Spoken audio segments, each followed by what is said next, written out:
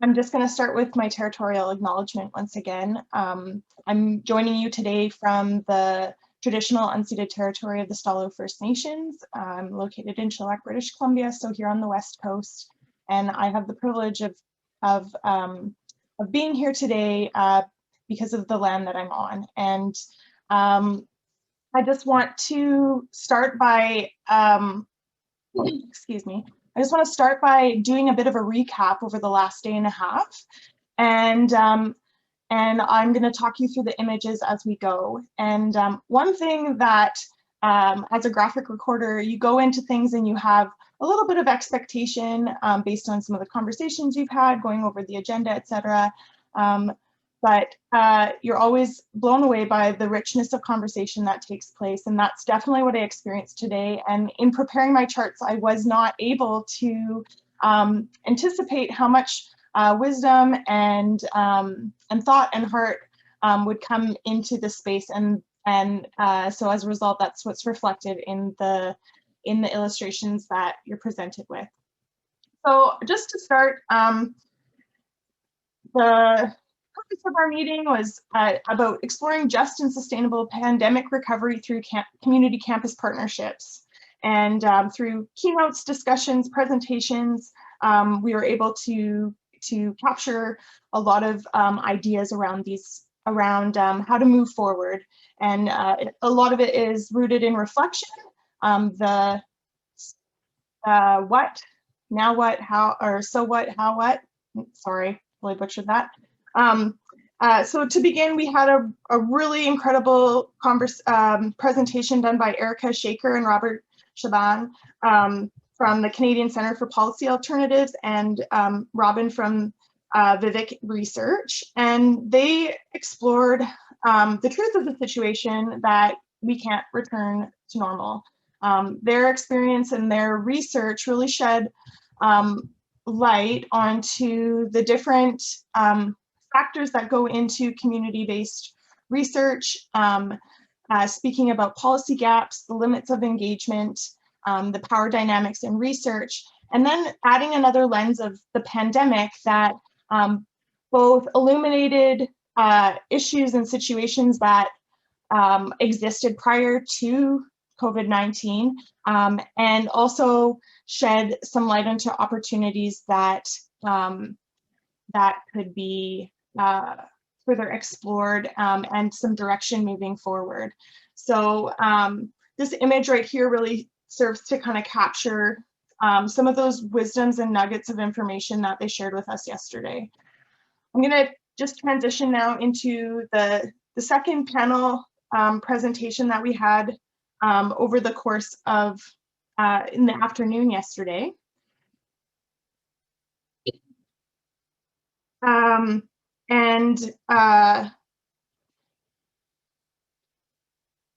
So I'm just going to pan through here. The topic was about looking at meaningful community campus partnerships in a post-pandemic world and the reflections that came from that. So we started with Gail from the National Association of Friendship Centers, and she spoke to guiding community research and how their organization worked to create a research framework and a screening tool in order to direct and concentrate the community-based research that they work with either campuses or other organizations to direct community-led, to direct programs and services that are culturally appropriate, recognize the contribution of the community, are reconciliation-based, give agency to the community, and work within the capacity that they have, as well as working to protect and preserve Indigenous knowledge. And so she provided a really great overview and food for thought around working with Indigenous communities and some of the considerations around that. Next, we had Nadine Changfoot from Trent University share with us her reflections on community campus partnerships in light of the whole pandemic, and with some other considerations for looking beyond the pandemic. So one of the things she noted was that in person, meeting face to face is irreplaceable. Her experience was that as a result of her community-based research, there was a stall, but it also presented her with opportunity to explore new areas. She came into a filmmaking project and worked on accessibility and the arts, a project that worked to provide those with disabilities with opportunities to share their talents with the community. And then further on that, she also spoke to how on a deeper level, through these projects, she noted how, physical touch and the absence of it in light of the pandemic had individual and collective consequences.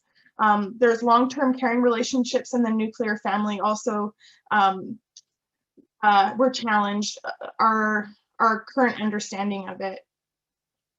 She also had experience as a researcher, and she shared how, despite the pandemic and the challenges that it posed, she still felt this pressure to publish.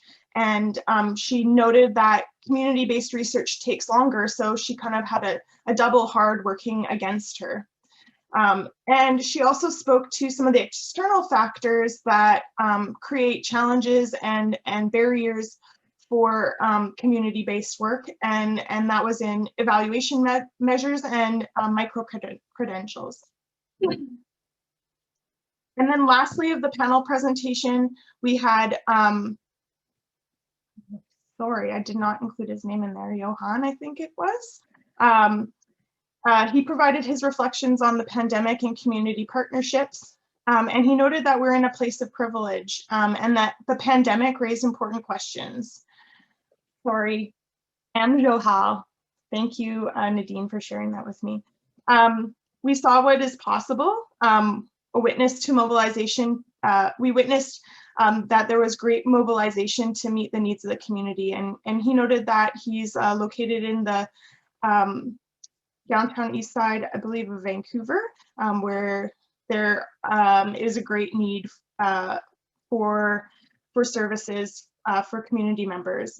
And he noted that the traditional models that we experience here in the community, the bureaucracy that is there, it presents a lot of accessibility challenges. And there was a lot of questions around, how can we maintain peer review, and furthermore, how can we bring forward new ways of research in light of the challenge that the bureaucracy presents, and perhaps some of the barriers that were removed as a result of COVID and loosening of restrictions, so to speak.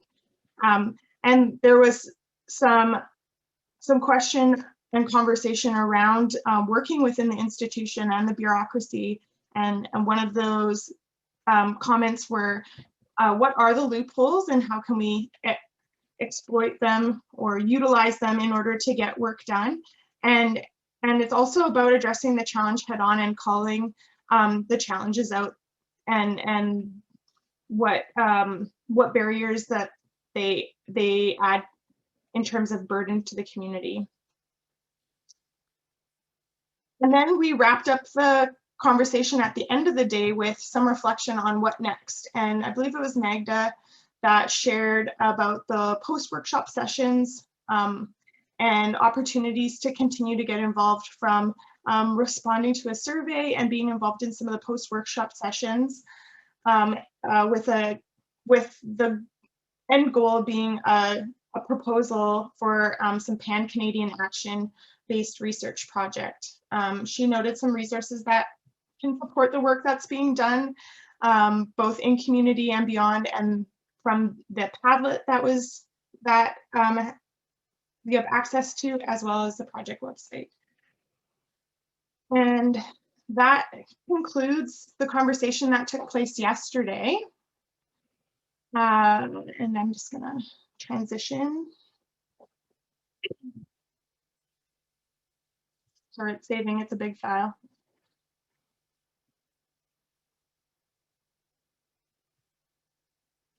Okay.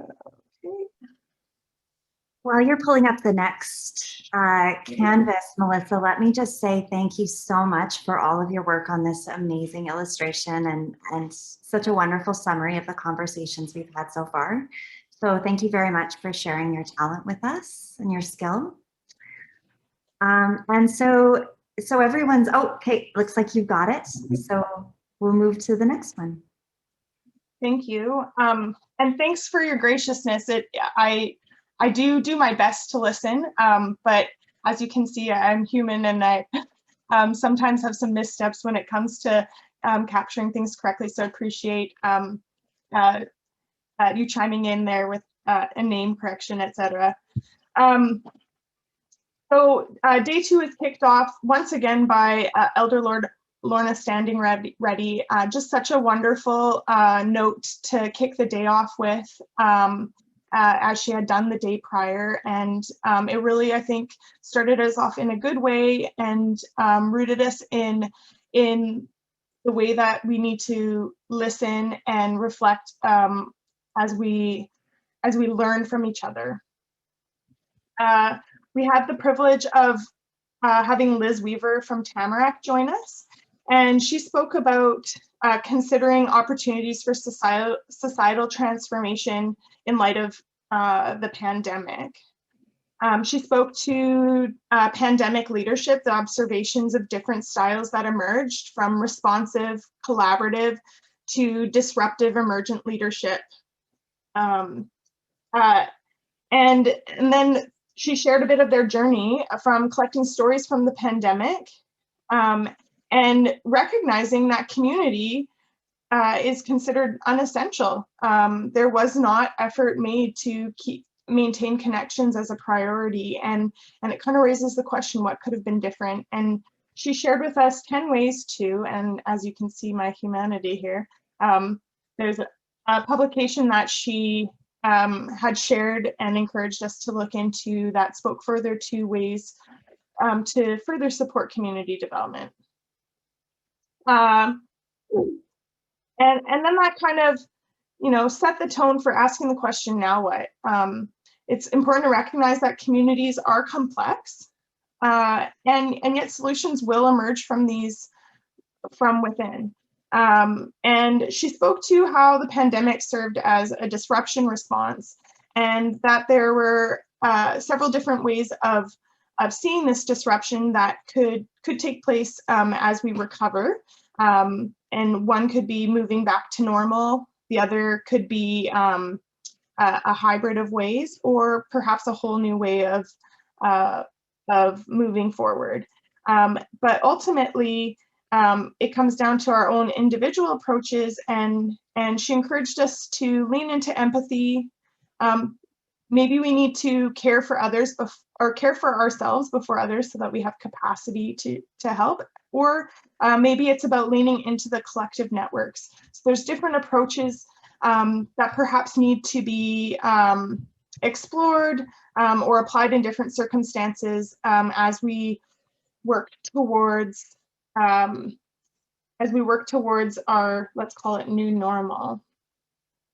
And she shared with us some really great frameworks for planning in a crisis. This is an opportunity. There's a quote, never let a good crisis go to waste. And I believe she shared that with us, and I've heard it before through this pandemic. But essentially encourages us to use it as an opportunity to reflect and to shift ways of moving forward strategically. So she shared with us a couple different frameworks that I've alluded to here in this image.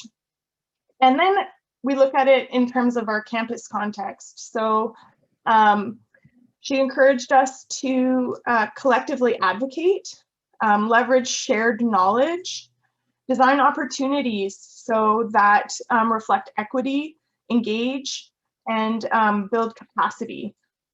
She encouraged us to break down barriers, utilizing the roles of our academic activists, the roles of our community organization, and our student researchers, and plan for opportunity. And that was one thing that she really spoke to, is about being strategic. And there was a question from the audience that, there's just so much inspiration from her conversation, and so many opportunities. And she and this individual just kind of, you know, where do we start? And I think she gave a really great response that can ground us in moving forward. And number one, it's to, you know, take stock.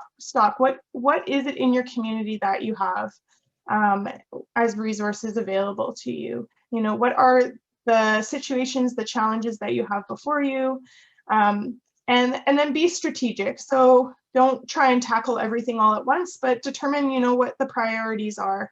And especially in the circumstance where you have limited resources, start with the wins. So this image right here just really tries to capture a good way of moving forward. You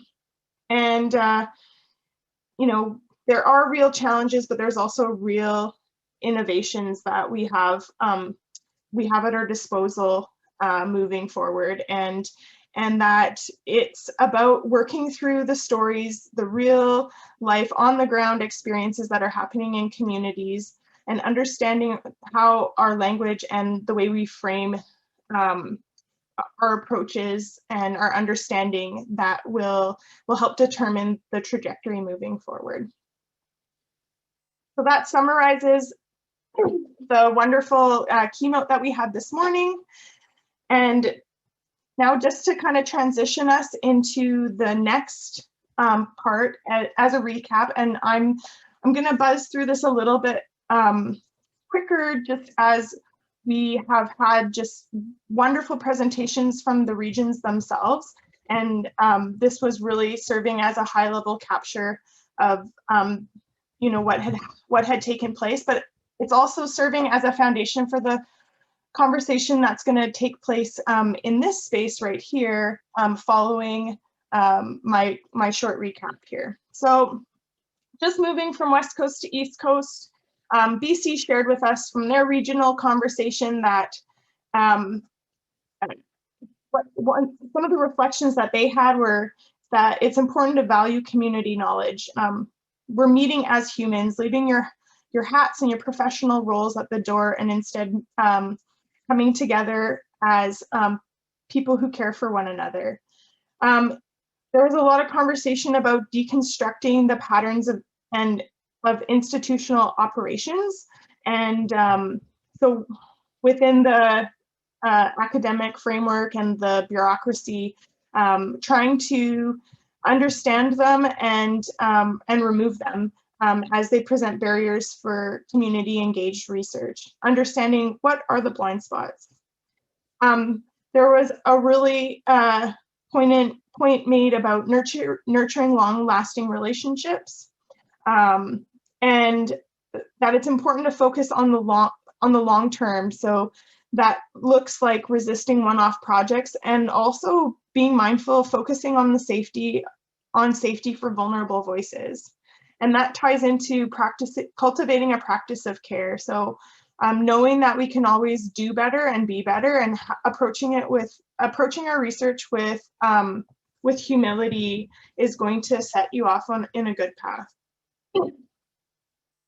Next, we move to Alberta, which spoke to several different key areas. Number one, that power imbalances do exist, that there is space for co-learning and reciprocity, and this comes from Indigenous ways of knowing.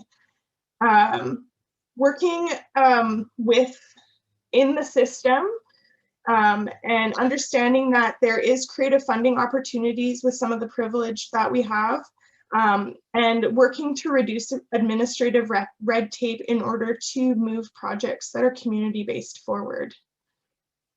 Community campus engagement and capacity, especially with outside organizations and communities, require that we, again, approach with a spirit of humility, and we're asking what communities and organizations need, and we listen, considering and honoring the capacity that they have, and trying to work and support them based on their needs and the realities of their organizations, and not add a further burden by trying to continue to do good work. Accessibility, was another point that got brought up, and the need to break through the digital desert. The fact that this pandemic did show we are not all in this together, that having access to technology and information is a privilege, and that is something to keep in mind when we're working with communities. Certainly it has the ability to bring people together, but it also has the ability to alienate and further the divide. And speaking of that, there is benefits of remote learning, and it is naturally something that would have to be approached case by case. So this could be global projects, continuing with online conferences, and increasing participation that way as online learning opportunities can be more efficient and affordable. But again, it does not replace the face-to-face. And finally, acknowledging the realities of the pandemic on students. So the fact that our grade 11 and 12 students are going to come in with skill and knowledge gap due to the fact that they've been experiencing online learning for the past year and a half. And that, you know, what was already, that those graduating from university are experiencing an additional layer of uncertainty in light of the pandemic. So that kind of wraps up Alberta. Next, we had Saskatchewan and Manitoba share, and they noted that the pandemic has exacerbated inequality, and this was something that, again, you can see as a bit of a theme that's running through here. One other thing is that's noted is that established relationships can pivot quickly. So, and this really speaks to the fact that it's important to continue to cultivate, foster, and honor and protect the existing relationships. Coordinating roles are crucial, and that there is a responsibility of the university to provide leadership. And just to add on that, I believe it was shared with a student, you continue to put the pressure on. And then there's future opportunities to look towards. So looking at the methods that work to center voices and leaning into elders' knowledge. Next, we hit Ontario, and they shared with us a series of a recap of some of the presentations that took place that shed light on racism, on testing the system, that there is transformation in light of the challenge of the pandemic, and to center those marginalized voices in your analysis instead of perhaps ignoring them. There were different themes that emerged, setting the table, understanding whose voice is there, and what community you're working with and the players therein. Recognizing power relationships, understanding who speaks for whom, community and solidarity, naming this moment. So we have a history, but there is hope. And finally, resiliency. How can we move forward with the next crisis in mind? I understand we're going to be given a presentation from Quebec that's going to fill in the blanks here. And then we get to Atlantic Canada here, and I was not about to recreate the wheel. I think, I believe it was Alicia, or I'm sorry. They did just a wonderful job of capturing the conversation. They shared a really wonderful introduction about Atlantic Canada, the Mi'kmaqi, I believe, sorry if I brutalized the name. And we are all treaty people, and that there's a gift of multiple perspectives. And they spoke about many storytellers who shared stories of lived experience, reciprocity, co-creation experiences, and just some of the themes that were shared with me over email last night. So there's strong established community campus partnerships. They're more responsive and a stronger response as a result. There seem to be a lot of issues centered on communications, from rural access, youth, seniors not having access to communications, and even loss of local news broadcast sites. Rapid response and significant changes to be able to respond. So this speaks to how they've experienced less bureaucracy and rules relax as a result of this need to be able to respond rapidly to the immediate needs. And then there's a question: will this resume to old ways, or is there hope that we can take this experience with relaxed rules and less red tape and move forward with it? And this is really largely what this image here speaks to: the challenges, the opportunities, the restrictions, the momentum, the barrier, the empathy. And I'm just going to leave it right there. And I believe that we're going to have, I think it's Lynn that's going to take the lead here in facilitating the conversation moving